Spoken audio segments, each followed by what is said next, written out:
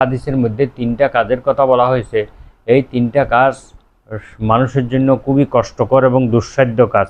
কারণ একজন লোক যখন কোনো একজন নবীর উপরে ঈমান এনে তার শরীয়তকে পালন করে, তার শরীয়তের উপরে অভ্যস্ত হয়ে গিয়েছে, এবং নতুন করে যদি তাকে আরেকজন নবীর উপরে ঈমান এনে তার শরীয়ত পালন করতে বলা হয়, সাধারণত এটা একটি স্বভাবতই কঠিন কাজ।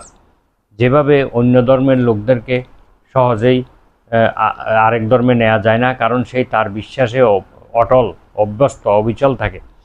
ঠিক এই জন্য এই কাজটা খুবই কঠিন কাজ।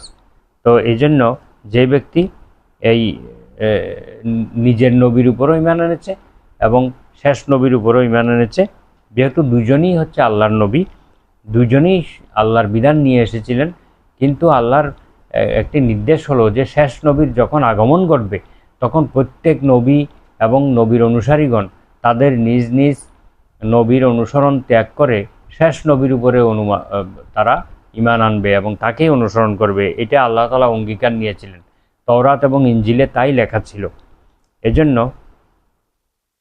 এই জন্য এই কাজটা তাদের করতে হবে যে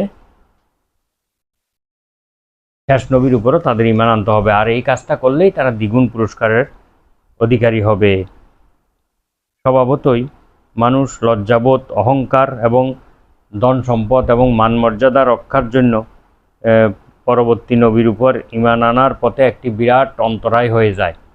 এই জন্য অনেকেই বাপদাদার সেই ধর্ম ত্যাগ করে ইসলাম গ্রহণ করতে পারে না। আবার কেউ কেউ পূর্ববর্তী নবীর অনুসারী হওয়ার কারণে সেই শেষ নবীর উপর ঈমান আন নাই। এটা তাদের জন্য খুব কঠিন কাজ ছিল। এই জন্য এই কঠিন কাজটা যারা করতে পারবে তাদের জন্য দ্বিগুণ পুরস্কারের ঘোষণা দেওয়া হয়েছে। আর পরবর্তী কাজ দুটিও অত্যন্ত কঠিন। যেমন একজন গোলাম তার মুনিবের হক আদায় করার পাশাপাশি আল্লাহর হক আদায় করা তার জন্য কিন্তু অনেক কঠিন কাজ। এই জন্য তার জন্য দ্বিগুণ পুরস্কার রয়েছে। আর একজন কৃতদাসীকে সেই সারা জীবন কিন্তু তাকে ব্যবহার করতে পারত, কিন্তু সে তাকে স্ত্রীর মর্যাদা দিয়ে, তাকে আজাদ করে দিয়ে, তাকে দিন শিক্ষা দিয়ে, তাকে আদব কায়দা শিক্ষা দিয়ে, তাকে আজাদ করে দিয়ে, স্ত্রীর মর্যাদা দিয়ে তাকে বিবাহ করে নিয়েছে।